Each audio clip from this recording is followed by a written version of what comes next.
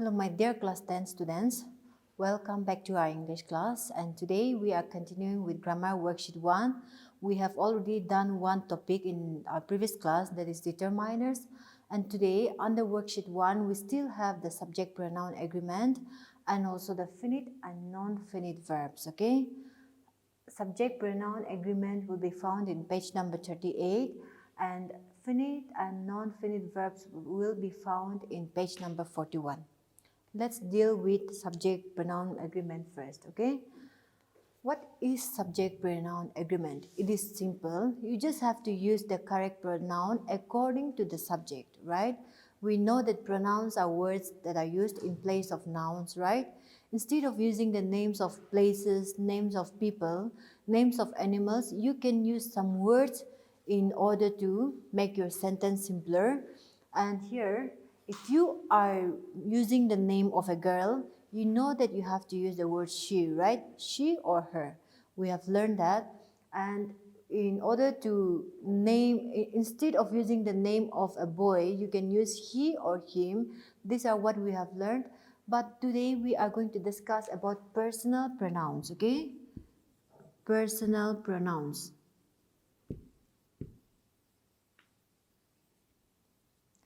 Instead of the word him, they and all, we know that those comes under the possessive determiners, right? Today we are going to discuss personal pronouns. That means personal pronoun will be the words used directly to name a person or used instead of an object directly. Example, in our possessive determiners, we have seen that we use the word my pen, my book and all. So it is not literally referring, of course, it is referring to a person, but we are not directly using it. But let's say for the matter of a group of students, John, Mary and Johnson, they are a group of people, and instead of mentioning all their names, you can say they, isn't it? They are coming to school now, or they are walking down the streets. Those are called as personal pronouns because instead of mentioning their names, you can also mention their names, but in order to save your time or to make your sentence simpler, you have used they instead of mentioning 3-4 names at a time, because that is also difficult sometimes. And you can also use you to refer to a person right in front of you, and you here is both singular and also plural. Okay, it is both singular and plural. Even if you want to refer to a single person, you can still use you, the same spelling.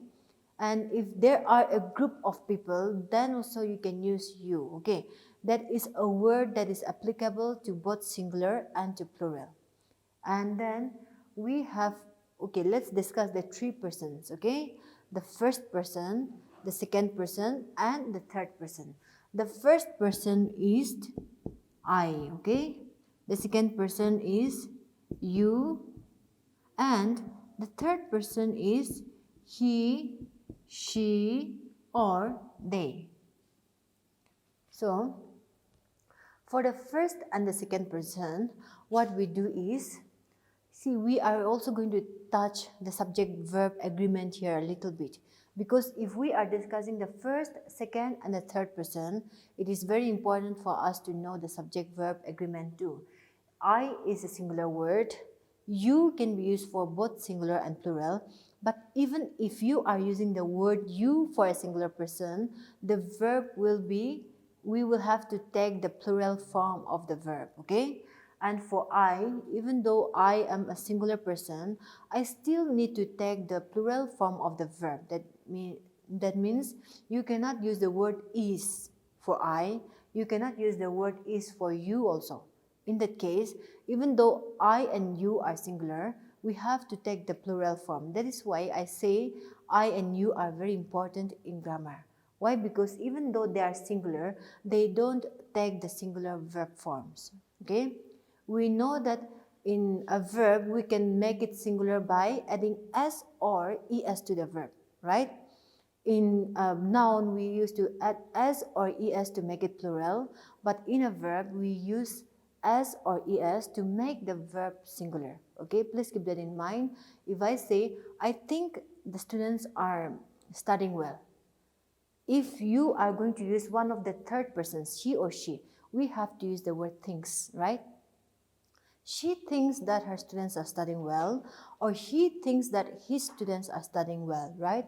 But even here, even if I am singular, I do not use the singular verb. That's why I say I think and you think, okay? In this case, that is just an example that I've given you. But do not make the mistake of using s or es in the verb when the subject is singular. This is very important, okay?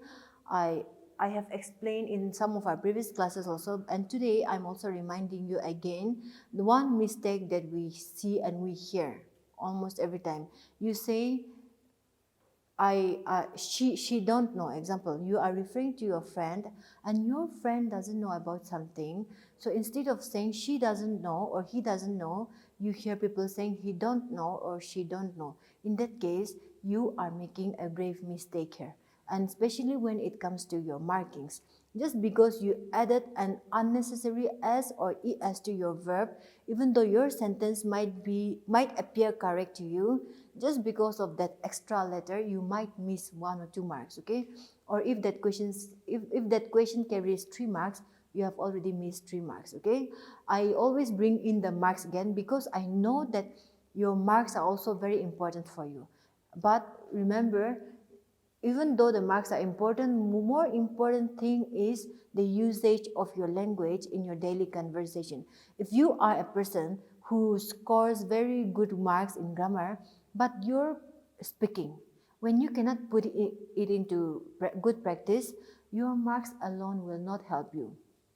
I always say, you don't stick your marks on your forehead and move around. Okay, so the same thing I'm saying here again. It is your language that you are using it to converse with other that defines you, and not the marks that you are getting. Both of these two have to go hand in hand. They have to go together well in order to know that grammar is important. Okay, so these are the things that we have learned: the first, the second, and the third person. Okay, whenever you are using the third person and it is singular, or if you are using a name and that is singular, please make sure that you use the singular form of the verb. Okay,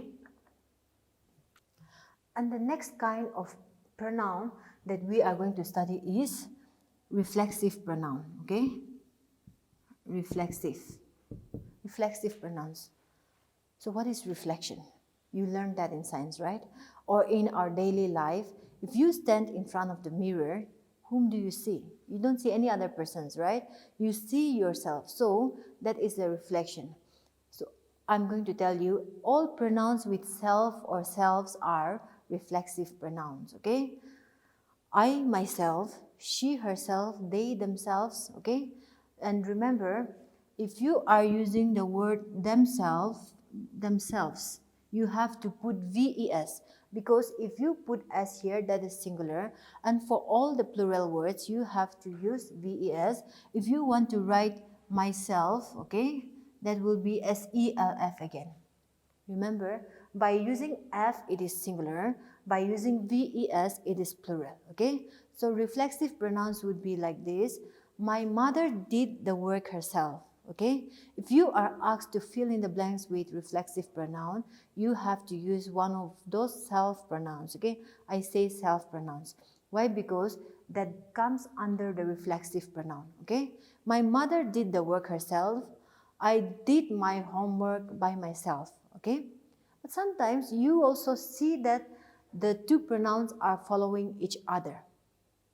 I myself did everything this morning, okay? Or she herself did everything this morning. In that case, when the two pronouns are following each other without any words in between them, we call those as the emphatic pronouns, okay? I'm going to write it here.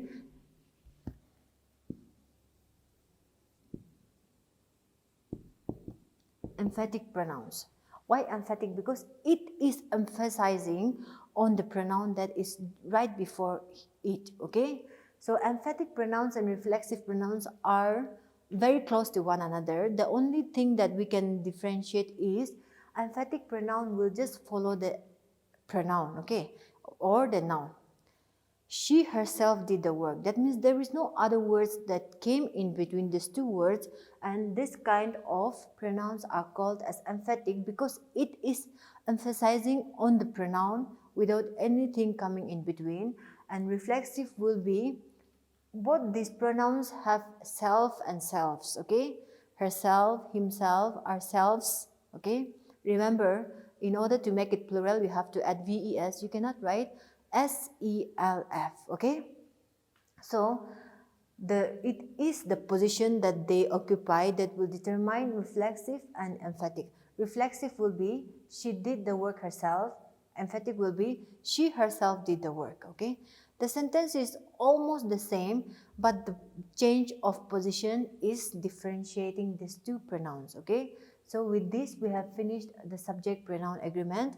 Now we are coming to the finite and non-finite verbs.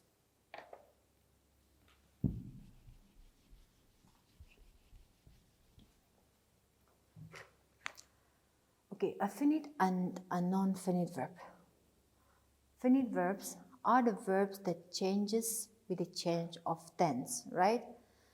I repeat, finite verbs are the verbs that changes with the change of tense. That means there are some verbs, and I hope you know what is a verb, right? Action words and also the modal auxiliaries. The words that help the verb and act as a verb are called as the modal verbs or auxiliaries. And here, finite verbs are those verbs that will always change when you change your tense. We will bring in an example and discuss about it, okay?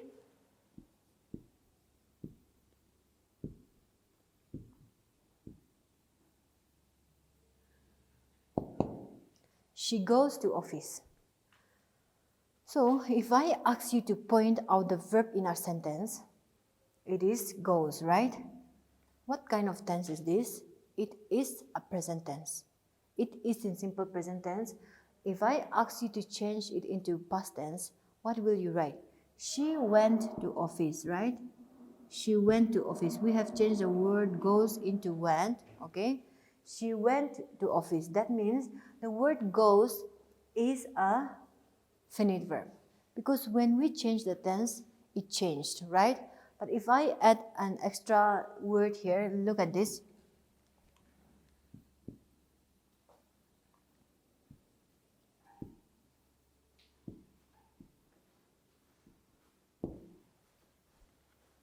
She goes to office to do her works.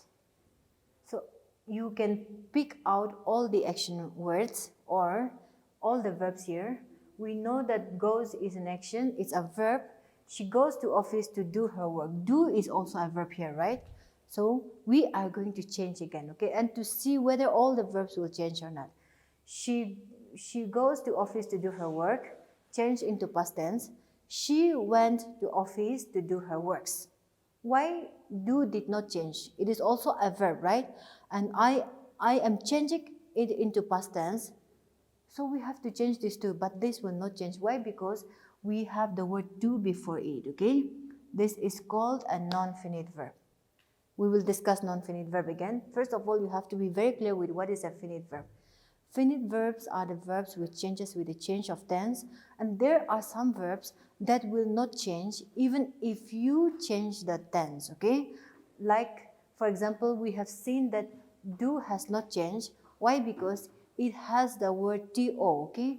It has to before it. That is why it did not change. Now, I hope you are clear with finite verb, okay? This is done, and we will go to the non-finite verb forms. There are three kinds of non-finite verb forms, okay? Let's discuss it here. Non-finite, we have the infinitive, okay? We have the infinitive, we have the gerund, and we have the participle. Non-finite, we have the infinitive, we have the gerund, and the participle, right? In an infinitive, it's easy to differentiate that all verbs which has the word to before them are called as infinitives, okay? To plus the verb are called the infinitives. That's why it did not change with the change of tense, right? Here we have goes, which changed to went. We have do, which should be changed to did, but according to the sentence, we cannot change it, and we will not change it. If we change, she goes to office to did her work, will you accept that sentence? No, isn't it? And so here, we cannot change this sentence because it has the word to before it, which is an infinitive, and it does not change with the change of tense. That is why I'm saying the infinitives does not change with the change of tense, okay? Every verb with to before them are called as infinitives, okay? Coming down to the gerund and the participle. If you want to refer to your book, you will find that in page number 41, okay? You will find that in page number 41 and the following pages. You can have a clear view there, okay? 41 and 42. The gerund. The gerund will be verb plus ing, verb plus ing. And even the present participle, we have the verb plus ing, okay? Verb plus ing. Here, we are clear with infinitive. It is very easy. Any verb with the word to before it are called as infinitive, but it will be a little confusing here because both are verb plus ing. That means the continuous. Example, goes, it will be going. Do will be doing. And when you are asked to differentiate between these two, sometimes it becomes difficult. So I'm going to explain the difference between a gerund and a present participle. When I say participle here, remember I'm talking about the present participle, okay? I will talk about the past participle a little bit. But before that, let's do the gerund. Gerund will act as a noun, okay, though it has verb plus ing. We know that it's a verb. Example, painting is a good mental exercise. We know that painting is an action word, it is a verb, but sometimes it assumes the work of the noun, right? Painting is a good mental exercise. The word is acts as the main verb here again, and painting, we are talking about painting. And so when we are talking about that, it becomes the subject, which is also considered to be the noun, okay? So when you are bringing the verb plus ing, to make it simpler, let's say when it comes to the front part of the sentence, we can call it as a gerund. But there may be some interchanges of the position, so you cannot just stick to that explanation. I'm just saying that so that it will be easier for you to identify. Okay? If you are talking about the verb as a subject, that becomes the gerund. Okay? Painting is a good mental exercise, and then if I say, and here in the present participle, you are going to be discussing as the adjective. Adjective is something that talks about the noun or pronoun, right? If I say the painting event, I'm talking about the event, and the painting here has become the present participle. The painting event is an exciting one. That means you are talking about an event which is to do with painting. Here, in order to know what is a gerund and what is a participle, what is a good mental exercise? I said painting, right? So if you ask that question, what? It makes it into the noun. And if I say the painting event is an interesting one, I have to say which event, right? Because the event is the noun here. And so it is acting as the adjective. We know that adjectives talk about the noun and pronoun, and that is why we call it as the present participle, okay? The painting event is an interesting one. We are talking about the event that deals with painting. The event became the more important topic here, and that's why the painting event, the verb plus ing has become the participle. For infinitive and infinite verbs, I know you will be clear, but do not get confused between a gerund and a participle. Gerund will act as the noun, okay? Or let's say it comes to the front part of the sentence, okay? And then a present participle will be talking as an adjective. Why adjective? Because adjectives talk about the noun.